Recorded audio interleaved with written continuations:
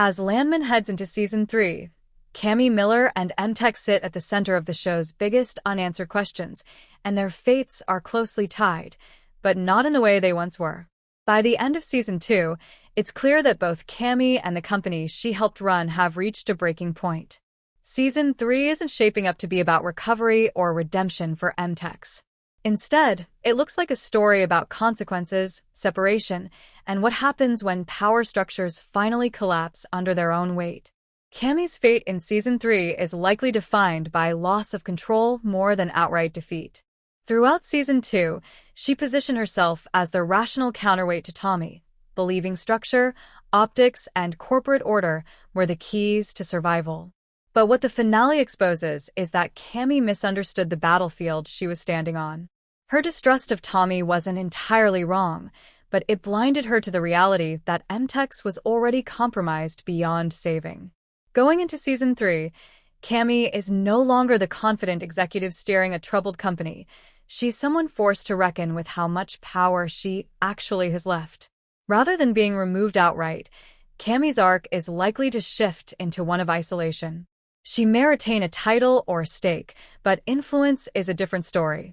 M-TEX's internal credibility is damaged, its alliances are shaky, and its leadership is fractured.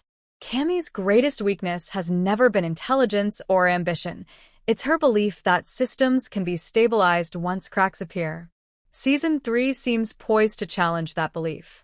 Her struggle won't be about fighting rivals.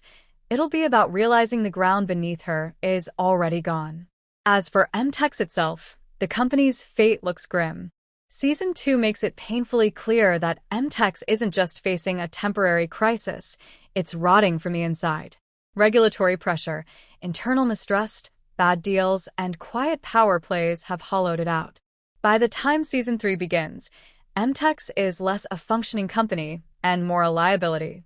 Whether it collapses publicly, gets absorbed by a larger entity, or becomes irrelevant as Tommy's new operation rises, the show has strongly signaled that M-TEX's era is ending. That doesn't mean M-TEX disappears overnight, but it likely loses its narrative importance. Season 3 appears ready to move beyond the company as the center of the story. Instead of watching characters fight to save it, viewers will likely see the fallout of its decline.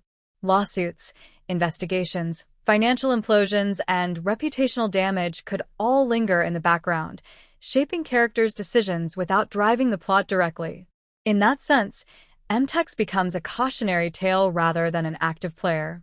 Cami's relationship to that downfall is what makes her Season 3 arc compelling. She isn't portrayed as a villain who deserves ruin, nor as a victim of circumstances beyond her control.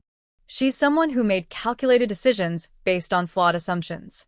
Season May 3rd force her to confront how much she contributed to the company's collapse, not through malice, but through rigidity. Watching her navigate that reckoning, especially as Tommy moves forward without her, is likely to be one of the show's more emotionally grounded storylines. There's also the possibility that Cami survives the fall of M-TEX by reinventing herself. Season 3 could explore whether she adapts or clings to a model of power that no longer works. Does she align with new players? Does she attempt to undermine Tommy's new company? Or does she step away entirely, realizing that the game she mastered is changed? Whatever path she takes, it's unlikely to be comfortable. The show has consistently punished characters who refuse to evolve. Ultimately, Season 3 doesn't seem interested in saving Cami or M-TEX. It's interested in examining what happens after loss. M-TEX's fate is almost certainly decline or dissolution, while Cami's fate is more personal and uncertain. She may survive professionally, but not without scars. She may retain relevance, but not authority. And she may finally be forced to operate in a world where control is earned moment by moment, not assumed through position. In short, Landman Season 3 is less about where Cami and M-TEX end up and more about what they represent, the end of an old system and the people left standing in its wreckage. That makes their fate less clean, less triumphant, and far more in line with the show's brutal, grounded view of power.